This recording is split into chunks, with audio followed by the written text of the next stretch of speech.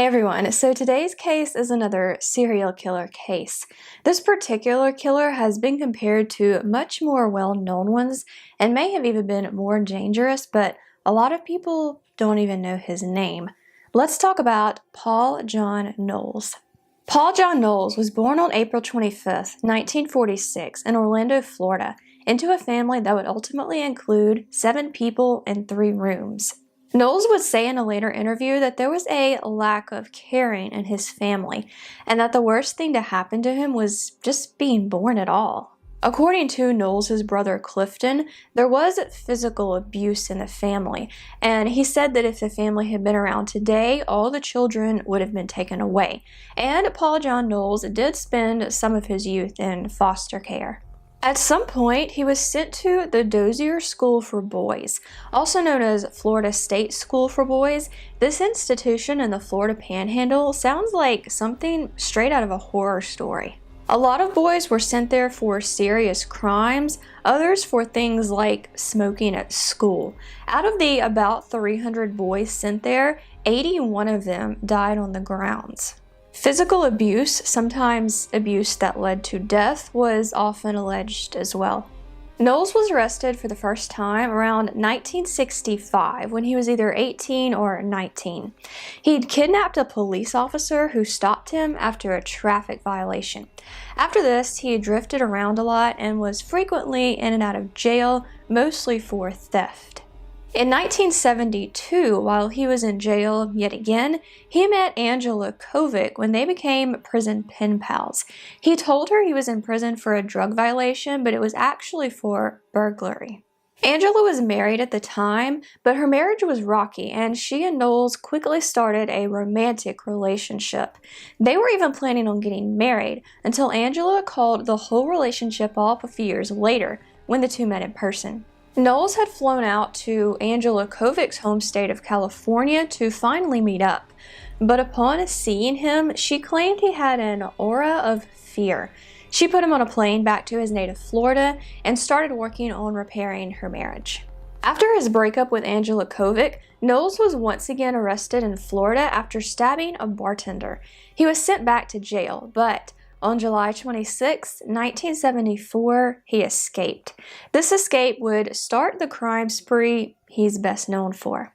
Knowles' first known murder victim was a 65-year-old retired schoolteacher named Alice Curtis. The night he escaped, he entered her home, tied her up, and went through her things. She ended up choking to death on her own dentures. Before leaving, Knowles stole some money from her as well as her car. He drove the stolen car for a few days before realizing he had to ditch it because the police were looking for both of them. Alice Curtis's body was found the next morning by her son. There were no prints found at the scene. And his spree continued from here, so let's talk about his other known victims in the summer and fall of 1974. There are others that are unconfirmed or suspected, but we'll talk about those later. Also, just a couple of quick notes. It was hard to find details on some of these murders, at least from reliable sources. This also applies to the pictures, and I think you've already seen one picture that fits this bill. There are a few I found that I think are the person mentioned, but I'm not 100% sure. I will mark those with an asterisk so you'll know which ones they are. There are also victims whose photos I just couldn't find. I will figure out something to do there. Anyway, let's get on to the timeline. August 2nd, Knowles entered the apartment of 49-year-old Marjorie Howe in Atlantic Beach, Florida. It's not clear if he broke in or if she, for whatever reason, invited him in. He strangled her with a pair of stockings and stole her TV. August 23rd, Knowles broke into the home of Kathy Sue Pierce, where she lived with her 3-year-old son. Kathy was strangled with a telephone cord. Her son was left unharmed. September 3rd, Knowles met 32-year-old William Bates in a hotel bar in Lima, Ohio. The two left the bar together. William's wife reported him missing soon after, and his car was missing as well. William's car was soon found in a hotel, and his body was found in October. He'd been stripped naked, strangled, and dumped in the nearby woods. Knowles ended up driving William's car to California. September 18th, Campers Emmett and Lois Johnson are killed in Ely, Nevada. Knowles also steals their credit cards and uses them for a while. September 21st. Knowles had traveled all the way to Texas at this point, where he raped and murdered a stranded motorist, 42-year-old Charlene Hicks. He dragged her body through a barbed wire fence, and I believe it was later found in a field. September 23rd. Knowles meets 49-year-old beautician Ann Dawson in Birmingham, Alabama. They travel together for a few days, and she is never seen or heard from again after this. Her body has never been found, but Knowles reportedly later confessed to killing her and dumping her body in the Mississippi River.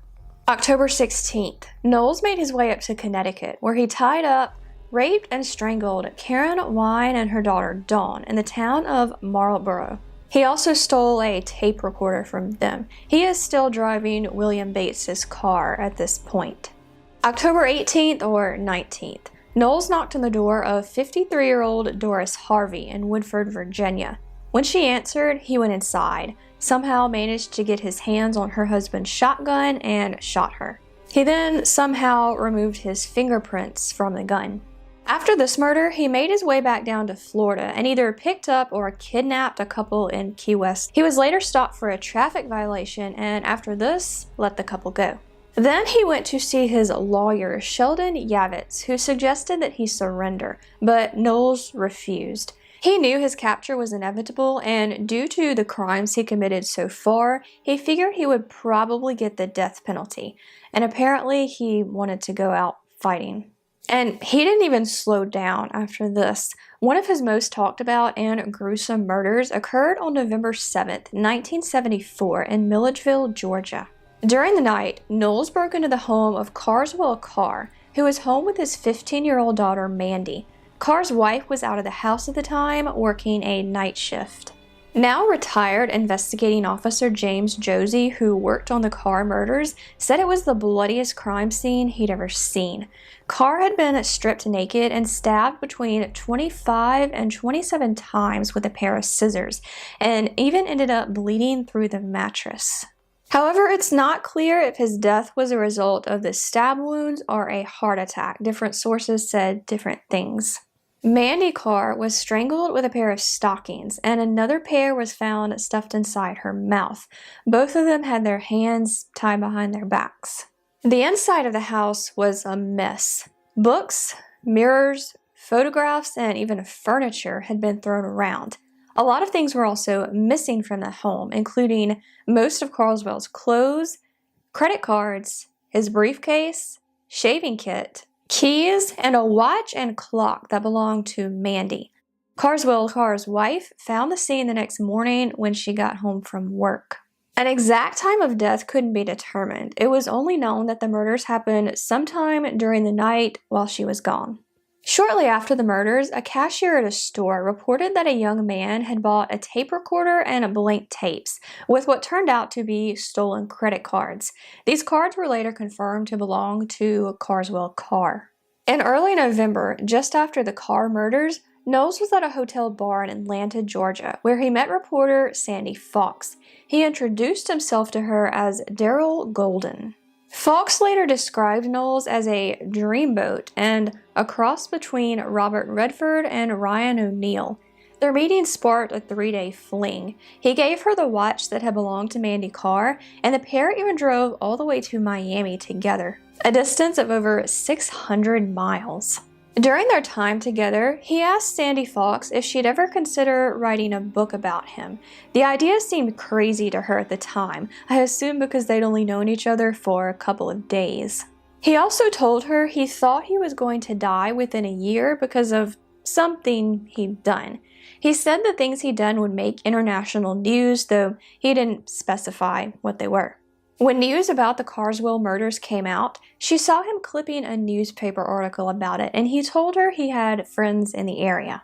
After he and Sandy Fawkes parted ways, he became friendly with a couple she knew. He allegedly tried to rape the woman, who went to police, but Knowles once again escaped before anything could be done about this. In 1977, after Fawkes had learned who her former lover really was, she did publish a book about him. Killing Time, which was later re-released as Natural Born Killer. I will leave a couple of links to it below if you want to check it out. After his fleeing with Sandy Fawkes ended, Knowles stayed in Florida. At some point, he gave a woman a ride and held her at gunpoint, but she managed to escape.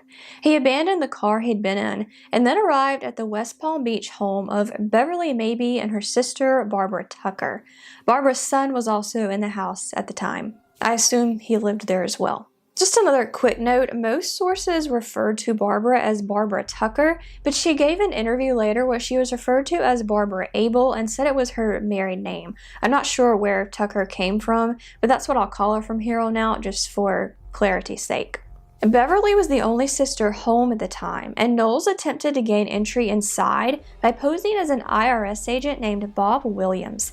Beverly didn't believe him, so he forced his way in, where he tied up both her and Barbara's son.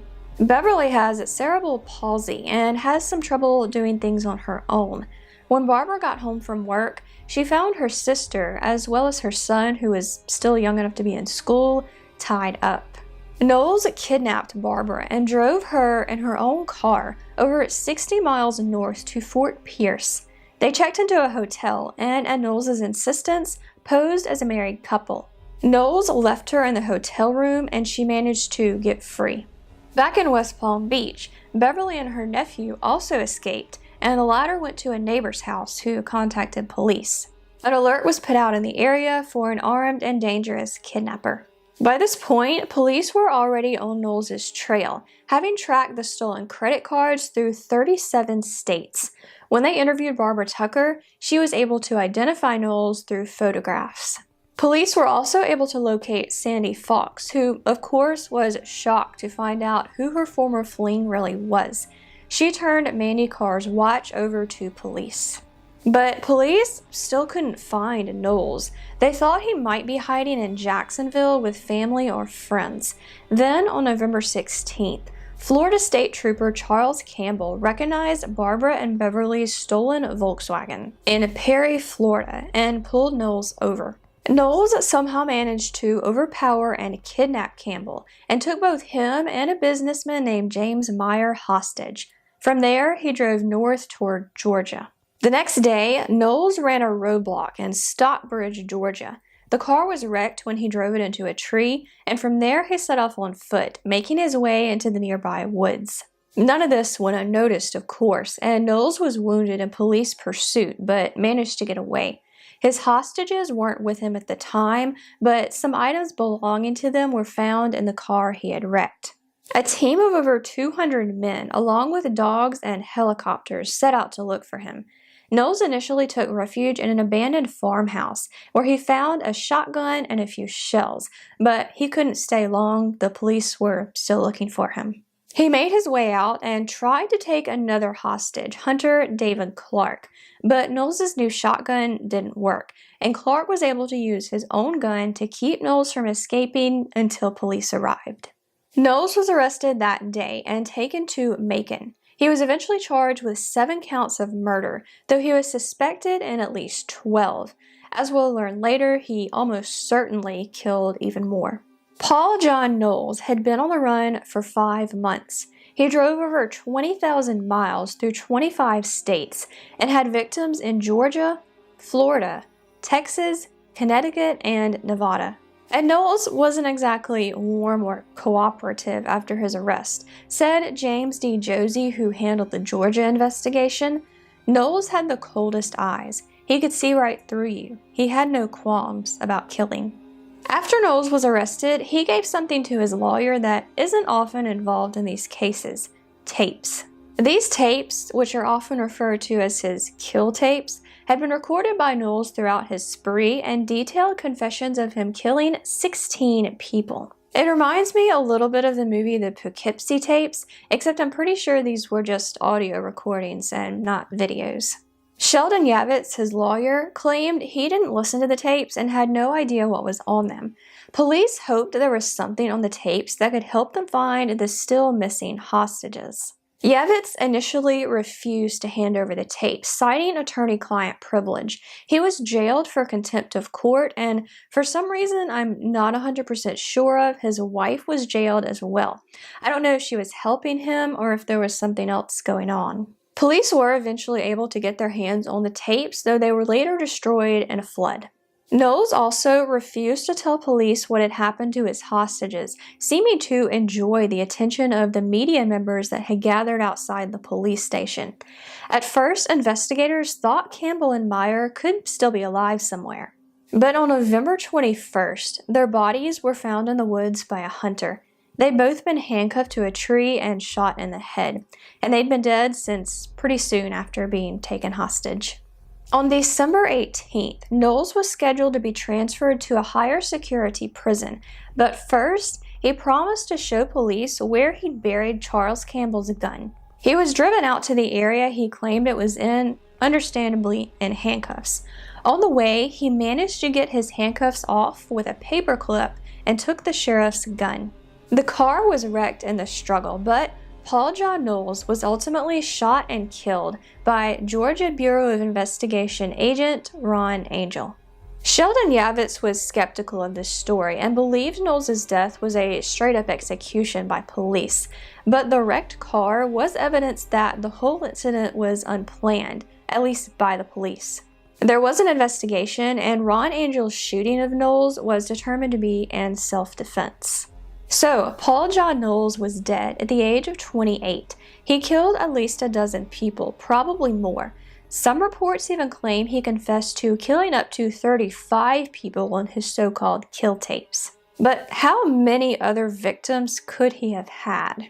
One source claimed Knowles confessed to killing 3 people on the night Angela Kovic broke up with him, but this has never been confirmed.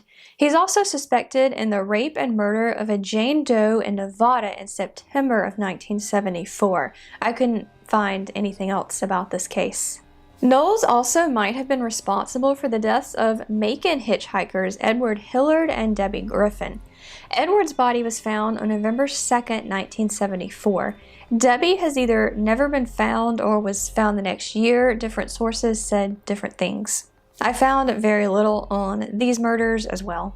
There's also speculation that Knowles was responsible for the murder of a Jane Doe known as Little Miss Panisofsky. The woman's body was found on February 19, 1971 in Lake Panisofsky in Sumter County, Florida.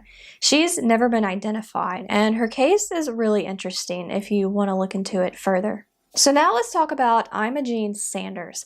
Ima Jean was 13 years old when she ran away from her home in Beaumont, Texas on July 4th, 1974. From there, she went to live with her mom, stepdad, and younger sister in Warner Robins, Georgia. On August 1st, Ima Jean was babysitting her sister, who reportedly saw her get into a van. Ima Jean wasn't seen alive again. Her mom initially thought she had run away again. She filed a missing persons report, but forgot which agency she filed it with. No missing persons report has ever been found for Ima Jean, and it's presumed to be lost. Ima Jean's skeletal remains were found by hikers in 1976 in Peach County, Georgia. According to Wikipedia, part of Warner Robins is in Peach County and the other is in Houston County. I know Wikipedia isn't the most reliable source, but I think it's safe to say Ima Jean's body was found pretty close to where she disappeared from. Her body wasn't identified until 2011, and investigators thought back to Paul John Knowles. A 1975 letter written by then U.S. Attorney Ronald T. Knight says Knowles confessed to picking up a hitchhiker in August 1974. This hitchhiker was a girl who appeared to be in her teens and gave her name as Alma.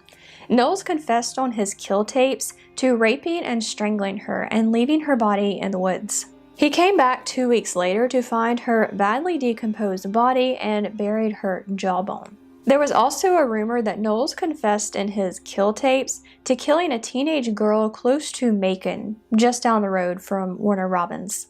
Ima Jean Sanders falls into this age range and location, and the name Alma sounds similar to Ima. Although it's never been confirmed, investigators are reasonably confident that Ima Jean Sanders was this teenage hitchhiker killed by Knowles. But perhaps his most well-known potential victims are the Anderson sisters. Mylette and Annette Anderson disappeared from their home in Jacksonville, Florida on August 1st, 1974, not too long after Alice Curtis, Knowles' first confirmed victim.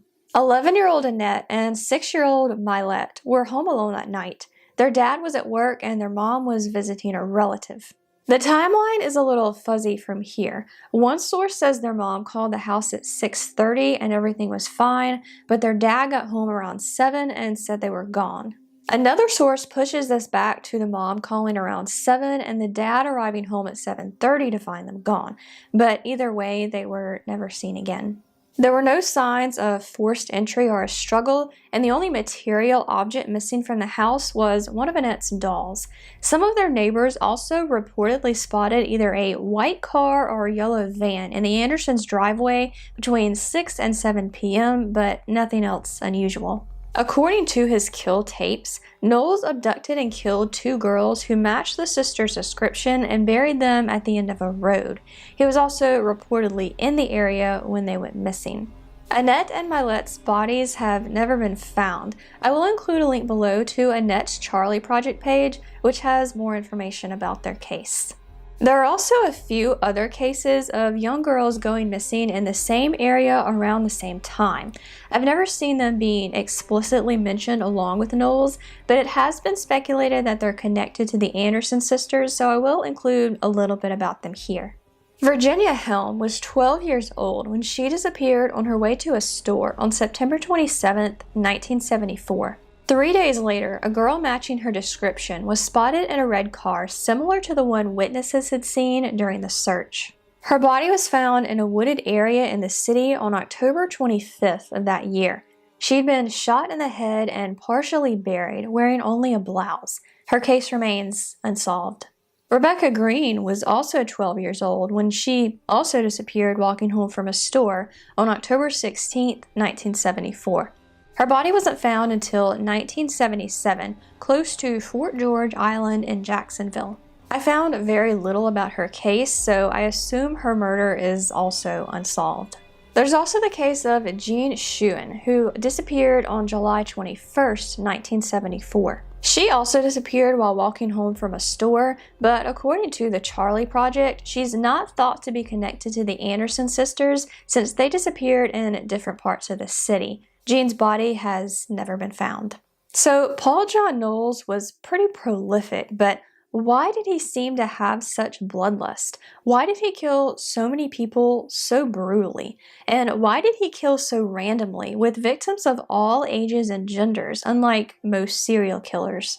Based on what I've read about Knowles, I think it's safe to say he thought pretty highly of himself.